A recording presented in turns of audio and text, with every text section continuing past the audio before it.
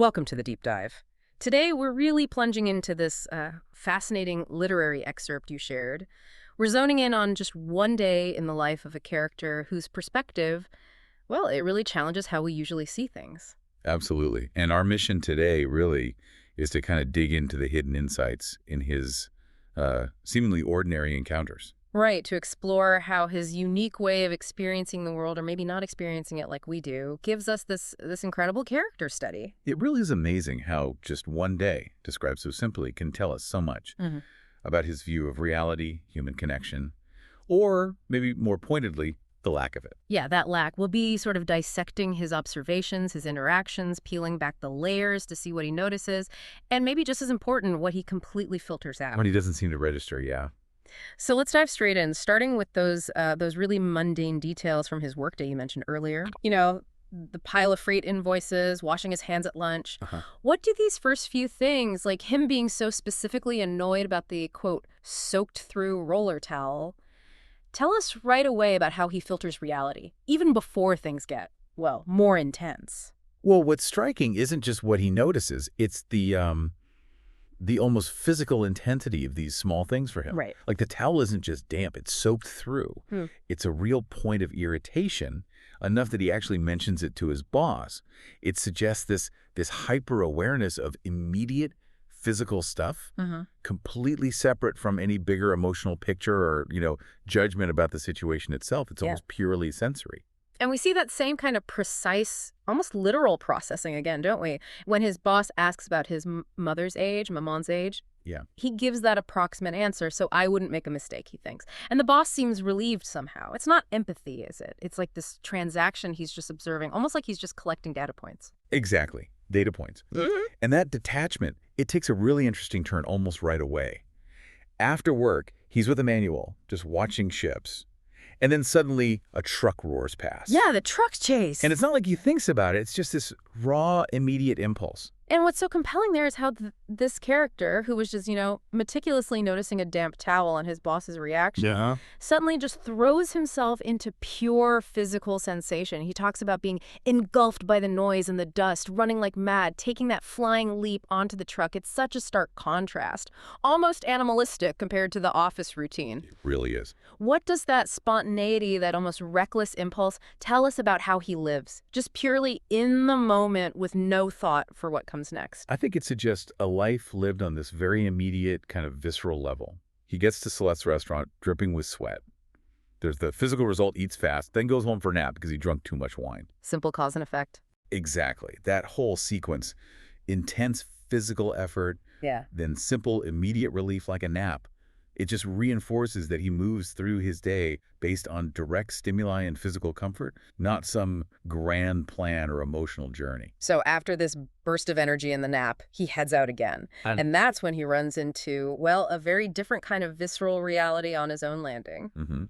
Old Salamano and his dog. This pair, inseparable for 8 years, he said. Yeah. And what's fascinating about the dog, the spaniel, it's not just the awful mange, the sores. It's the physical resemblance between them. That's quite a detail. It is. They've lived alone together so long they look, quote, as if they belong to the same species. This mirroring of suffering, it really makes you wonder about their bond. Like their shared life has literally shaped them into one almost. It's a deeply unsettling image, and the daily walk is even worse. The dog pulling, Salamano stumbling, the beating, the swearing. Filthy, stinking bastard. Over and over. A grim ritual. And our protagonist observes all this cruelty, but his reaction, or really the lack of one, is what grabs you. Celeste, the restaurant owner, feels pity. It's pitiful, she says. Yeah, a normal human reaction. But our guy's internal thought is just, who's to say? It's more than just indifference, isn't it? What does that peculiar lack of judgment, that who's to say, force us to think about our own moral compass? It absolutely challenges our default human response to suffering. And when he actually bumps into Salamano on the stairs later, Salamano's still cursing the dog, still furious. Right. And the only explanation the old man gives for the dog's behavior is, he's always there. Just that. He's always there. Right. Delivered with this kind of suppressed rage. It says so much about this awful, inescapable relationship. And our protagonist just clocks it. No comfort offered, just a stark noting of what is. Precisely. And the day keeps unfolding. Next up is another neighbor, definitely not comforting. Raymond Sintes. The local rumor is he lives off women, generally not well-liked. But our protagonist finds what Raymond says interesting. That immediately signals something different, right? Yeah. He's drawn to what others might just condemn or avoid. Exactly. And Raymond, boxer's nose, sharply dressed. He actually echoes Celeste's comment about Salamano, calls it pitiful. Okay. But then he asks our protagonist if he finds it disgusting.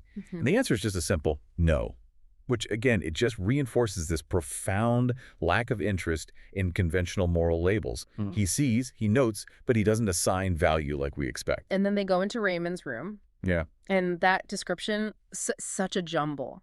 Dirty, unmade bed, a plaster angel, pictures of athletes, photos of naked women. Yeah, quite the collection. And our protagonist just takes it all in, no comment. What does his sort of dispassionate observation of a place like that tell us about his own internal world? I think it suggests that, for him, these are all just facts, elements in a scene. Like the damp roller towel, they're no more or less important. Yeah. There's no interpretation of Raymond's character, no judgment of taste, just a catalog. Which kind of sets us up for the really unsettling part that follows when Raymond starts telling his stories. Yeah, the complicity. And the stories definitely escalate. First, there's the fight on the streetcar. Raymond says the other guy called him yellow, so he let him have it. Right. And our protagonist agrees that Raymond wasn't the one who started it. But it doesn't feel like a moral judgment, more like just confirming the sequence of events Raymond described. Exactly. It's factual agreement based on the narrative provided. Then comes the much more complex and, frankly, disturbing story about his mistress. Okay, let's get into that. He lays it all out. How he supported her financially, how she wouldn't work, then finding the lottery ticket and these pawn tickets for bracelets he didn't know she had. So he feels cheated, betrayed. Right. And that's the justification for his violent response. And it is violent. He admits he smacked her around, beat her till she bled, and he even makes this awful distinction, saying he'd smacked her around a little bit nice-like before, but this time it's for real. The casual brutality of that is chilling. And his belief that she still hasn't gotten what she deserved. It's awful. And what's maybe even more disturbing is what comes next. Yeah.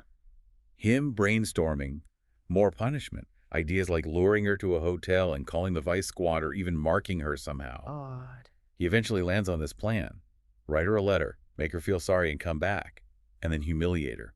Spit in her face right at the last minute. And this is where our protagonist's reaction just stops you cold, doesn't it? Yeah. His response to this whole horrible plan, I didn't think anything but that it was interesting. Interesting. It's so much more than just indifference. What does that mean for us reading this? Encountering this void where we expect, basic moral outrage. It feels like more than just a character trait. It's almost this statement about human connection or the complete absence of it. It really is. Yeah. And then his willingness to actually write the letter for Raymond because he didn't have any reason not to please him. Yeah, that rationale. It just throws our whole understanding of agency, of complicity into question. It really does. And Raymond's obviously thrilled. He says, now you're a pal, Mersault. And the reply is just, yes. Yes. It seals this strange bond. Not based on shared values or feelings, obviously, but on this kind of detached usefulness. He agrees because there's no reason not to, not because of any positive choice or moral alignment. This extreme neutrality, it's not just a quirk. It defines how he sees the world, just a sequence of events, no inherent moral weight. And then the day just sort of winds down. After the letter's done, they sit, smoke quietly, listen to the streetcars outside. And Raymond makes that casual comment about Maman's death, that it was one of those things that was bound to happen sooner or later. And our protagonist agrees. Yeah. What does his agreement there signify, especially coming after everything else we've just seen and heard? I think it just underscores his consistent worldview. Life, death.